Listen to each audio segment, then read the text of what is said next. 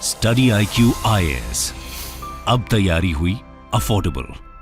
नमस्कार दोस्तों कल जियो पॉलिटिक्स में एक बहुत बड़ा अर्थक्वेक जैसा देखने को मिला, एक काफी बड़ा भूचाल देखने को मिला, क्योंकि जो बाइडेन ने, आप सोच के देखिए, सऊदी अरब को चेतावनी दी है। क्योंकि अभी तक क्या देखने को मिलता था कि सऊदी अरब और जो यूएस हैं वो काफी क्लोज अलाइज हैं, लेकिन यहां पर आप देख सकते हैं Biden weighs consequences for Saudi Arab after oil production cut. तो इसको डिटेल से समझेंगे, पूरा मामला है क्या यहां पर, काफी अच्छे से मैं पूरे टॉपिक के बारे में आपको डिटेल से बताऊंगा। चलिए आगे बढ़ते हैं, लेकिन उसके पहले ध्यान रखिएगा दोस्तों, हमारा जो आखिरी बैच है फॉर द ईयर 2023, ये आप ज्वाइन कर सकते हैं हमारे वेबसाइट और ऐप पर जाकर।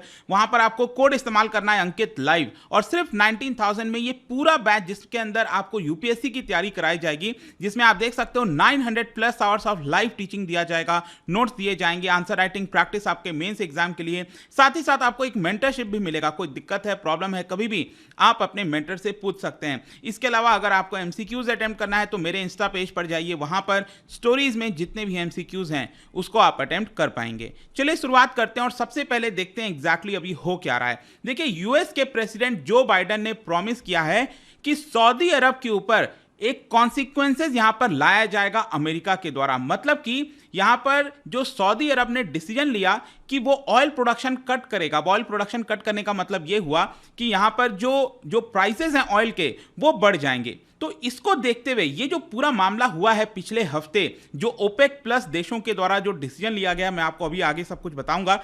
तो यहां पर इसको देखते हुए जो बाइडेन ने कहा है कि सऊदी अरब हमारी बातें नहीं सुन रहा है। सऊदी अरब को हमने मनाने की कोशिश की, कहने की कोशिश की कि आप ये ऑयल प्रोडक्शन कट मत करो, उसके बावजूद भी सऊदी अरब अमेरिका के खिलाफ जा रहा है, और ऐसा लग रहा है कि वो रशिया के साथ मिल गया है। और स्पेशली इस समय जब रशिया यूक्रेन का वॉर हो रहा है, आप रशिया की मदद कर रहे हो, इसी की वजह से हम यहां पर कुछ कॉन्सिक्वेंसेज लेकर आएंगे सऊदी अरब के ऊपर। अब पिछले हफ्ते आपने खबर सुना होगा कि इन break with West OPEC plus जो देश हैं, अब आपको पता होगा ओपेक प्लस का मतलब ये हुआ, ओपेक के अंदर टोटल 13 कंट्रीज हैं। ये जो डार्क ब्लू कलर में आप देख रहे हो, वेनेजुएला से लेकर ये कई सारे जो अफ्रीकन कंट्रीज हैं, और सबसे बड़ा यहां पर जो सऊदी अरब जो प्रोडक्शन करता है।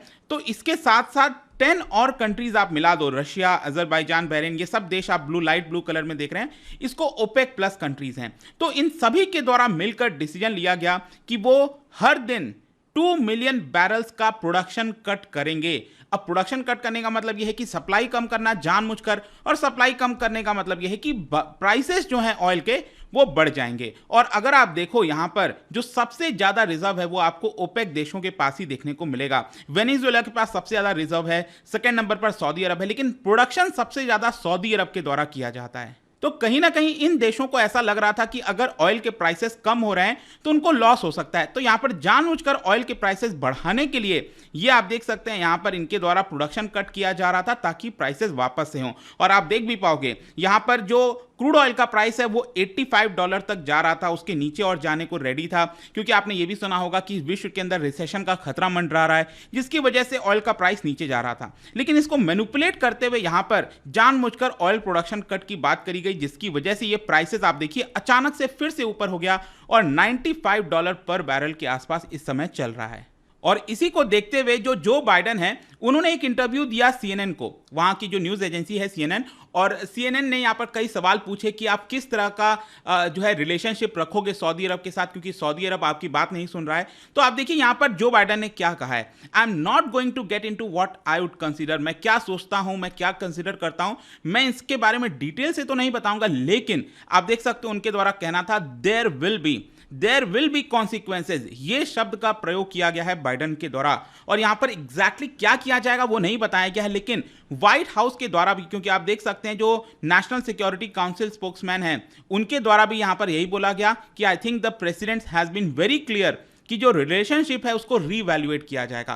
पहले जो रिलेशनशिप होता था यूएस और सऊदी के बीच में, अब वो बातें सेम नहीं रहेंगी। और कहीं ना कहीं ये सारी जो चीजें हो रही हैं उससे ये साफ पता चल रहा है कि सऊदी अरब रशिया की तरफ ज्यादा फेवर कर रहा है, उधर जा रहा है, और यहां पर जो अमेरिका का कंट्रोल हुआ करता था जिस प्रकार से सऊदी अरब के ऊपर, अब वो काफी हद तक कम होता जा रहा है।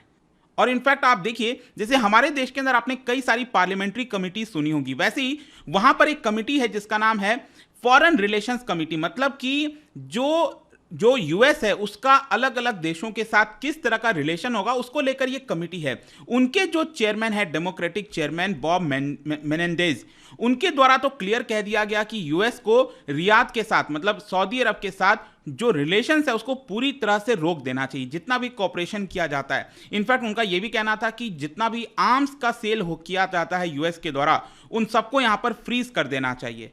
और जब तक सऊदी अरब हमारी बातें नहीं सुनेगा, जब तक रशिया का साथ नहीं छोड़ेगा, तब तक हमें यहां पर सऊदी अरब के साथ जो रिलेशन है जो भी कुछ है वो मैं यहां पर क्लियर नहीं करने वाला हूं। तो ये पूरा मामला है। अब आपके मन में क्वेश्चन आएगा कि आखिरकार बाइडन इतना ज्यादा गुस्सा में क्यों है इस सारी चीजों को लेकर। एक्चुअली क्या है कि अमेरिका के द्वारा लगातार यहां पर कोशिश की जा रही थी ओपेक देशों को मनाने के लिए, स्पेशली सऊदी को मनाने के लिए, क्योंकि अगर आपने सऊदी अरब को मना दिया तो जो भी सऊदी अरब चाहता है वो ओपेक देश ओवरऑल करते हैं। तो यहां पर मनाया जा रहा था यूएस के द्वारा कि आप ऑयल के प्राइसेस मत बढ़ाओ, क्योंकि जैसे जैसे आप सप्लाई कट करेंगे ऑयल के प्राइस बढ़ेंगे और विश्व के अंदर जो और खतरा है इन्फ्लेशन का, रिसेशन का, वो और ज्यादा बढ़ जाएगा। लेकिन यहां पर सोचिए सऊदी अरब ने अमेरिका की बात को ठुकरा दिया और फिर भी यहां पर ऑयल प्रोडक्शन कट कर दिया। और इनफैक्ट ये भी बात सामने आई थी कि जुलाई के महीने में बाइडन खुद सऊदी अरब के विजिट पर गए थे, क्योंकि आपको याद होगा कि ऑलरेडी बाइडन का रिलेशन जो है इस समय सऊदी अरब के साथ कोई बहुत अच्छा नहीं था, क्योंकि जो क्राउन प्रिंस हैं उनके ऊपर आरोप है मर्डर का, जमाल खशोगी, आपको पता होगा, राइट। तो बाइडन बार बार यहां पर उसको लेकर भी चिंतित थे, लेकिन बाइडन यहां पर उसके बावजूद भी सऊदी अरब गए, यहां पर बातचीत करने की कोशिश की और यह भी बात हुआ होगा कि आप प्रोडक्शन कट मत करना, लेकिन इन सारी चीज के बावजूद भी प्रोडक्शन कट हुआ। और एक और मैं आपको एक चीज बताता हूं, इस समय अमेरिका के अंदर क्या है, मिड टर्म इलेक्शन आने वाला है नवंबर में, और वहां पर जाहिर सी बात है कि अगर ऑयल के प्राइसेस बढ़ेंगे तो लोग तो गुस्सा होंगे, और इसी को लेकर जो बाइडन चाहते थे कि यहां पर ऑयल प्राइसेस को कूल रखा जाए, जो कि नहीं हो पाया। और इन्हीं सारी चीजों की वजह से आप कह सकते हो कि एक आक्रोश है यूएस के अंदर, जो पब्लिक है, बाइडन हो गए, उनके अंदर एक गुस्सा है, वो यहां पर कुछ ना कुछ बदला लेना चाहते हैं। तो अब यहां पर क्वेश्चन है कि सऊदी अरब इन सारे मामलों में क्या कह रहा है। देखो, सऊदी अरब का कहना है, उन्होंने इस चीज को डिफेंड किया है कि ओपेक प्लस देशों ने यहां पर जो प्रोडक्शन कट का निर्णय लिया, हमारा मेन मकसद था to maintain a sustainable oil market, क्योंकि जो ओपेक जो देश का गठन हुआ था, जो समूह का गठन हुआ था, उनका मकसद यही था कि जो कंज्यूमर्स हैं उनको सही प्राइस पर मिले ऑयल, और जो प्रोड्यूसर्स हैं उनको भी अच्छा दाम मिले, अगर आप प्रोड्यूस करो तो अच्छा दाम मिले। तो यहाँ पर सऊदी अरब का कहना है कि देखिए, यहाँ पर ऑयल मार्केट को सस्टेन करने के लिए हमने ये डिसीजन लिया है। यहाँ पर जो सऊदी अरब के फॉरेन मिनिस्टर हैं उनका तो ये भी कहना था कि ये जो डिसीजन है वो प्योरली इकोनॉमिक है, और हर एक देश ने यूनानिमस डिसीजन लिया ओपेक प्लस देशों के अंदर कि हम प्रोडक्शन कट करेंगे। इसका अमेरिका से या फिर किसी और देश से कोई रिलेशन नहीं है। लेकिन यहां पर मैं आपको एक इंटरेस्टिंग चीज और बताता हूं। अभी कुछ दिन पहले ही मैंने एक वीडियो भी बनाया था जहां पर बात की जा रही है नोपेक के बारे में, मतलब कि अमेरिका के अंदर एक बिल लाया जा सकता है जिसको बोला जाएगा नोपेक, मतलब ये ओपेक है उसके खिलाफ यहां पर एक बिल लाया जाएगा जिसका नाम होगा नो पैक, और इसके माध्यम से अमेरिका के अंदर बेसिकली आप कह सकते हैं कि जो कंट्रोल है ओपेक देशों का ऑयल के ऊपर, उसको कम करने की कोशिश की जाएगी। जैसे सऊदी अरब के जो लीडर्स हैं उनके ऊपर रिस्पॉन्सिबिलिटी ठहराई जाएगी, और उनको जो अमेरिका के अंदर कोर्ट्स होते हैं, कोर्ट न्यायपालिका, वहां पर लाया जाएगा। अब ये बहुत ही अलग सा सिचुएशन है कि क्या एक्चुअल में ये पॉसिबल है कि नहीं है। खैर, जो भी है, यहां पर इसकी बात चल रही थी कि नोपेक यहां पर जो है यूएस के अंदर लाया जा सकता है। जैसे कि यहां पर जब मैं आपको बता रहा था कि यूएस के जो अटॉर्नी जनरल हैं वो यहां पर सू कर सकते हैं, समन भेज सकते हैं ऑयल कार्टेल को, सऊदी अरब जैसे देशों को, कि आप इस तरह से मैनिपुलेट चीजों को नहीं कर सकते। जहां तक यूएस और सऊदी के रिलेशनशिप की बात है तो मैं आपको बता दूं, वर्ल्ड वॉर 2 के बाद से अगर आप देखोगे तो दोनों का एक लेन देन का एक्सचेंज रहा है। एक तरफ यूएस है जो कि यहां पर वेपन सप्लाई करता रहा लगातार सऊदी अरब को ताकि उसकी सिक्योरिटी बनी रहे, और दूसरी तरफ जो सऊदी अरब है वो लगातार यूएस को यहां पर ऑयल सप्लाई करता रहा। ठीक है, तो ये लेन देन का रिलेशन आपको वहां से देखने को मिलेगा। उसके बाद बहुत सारे प्रॉब्लम्स देखने को मिल रहे थे, लेकिन फाइनली डोनाल्ड ट्रंप के आने के बाद ये देखने को मिला कि दोनों देश के रिलेशंस में बहुत सारे सुधार हुए, क्योंकि डोनाल्ड ट्रंप जमाल खशोगी और ये सब मामला नहीं उठाते थे। ठीक है, तो यहां पर डोनाल्ड ट्रंप के दौरान बताया जाता है कि यूएस ने जितना भी आर्म्स का, वेपन्स का एक्सपोर्ट किया है उसका 1/4 अकेले सऊदी अरब ने खरीदा था। इनफैक्ट सऊदी अरब अपना लगभग 100% वेपन यूएस से ही खरीदता है। और उसके बाद जब बाइडन का कार्यकाल आया तो प्रॉब्लम्स तो हो रही थी, लेकिन इसी साल जब जुलाई के महीने में यहां पर बाइडन विजिट पर गए थे, उसके बाद अगस्त के महीने में आप देख सकते हो यहां पर अनाउंस किया गया कि सऊदी अरब 300 पैट्रियट मिसाइल सिस्टम को खरीदेगा, क्योंकि रिसेंट टाइम्स में आपने देखा होगा यमन से जो है बहुत सारे जो मिसाइल्स हैं वो सऊदी अरब की तरफ दागे जा रहे हैं, तो उनके डिफेंस के पर्पज से ये यहां पर वेपन्स खरीदा जाएगा, ऐसा भी बात सामने आया था।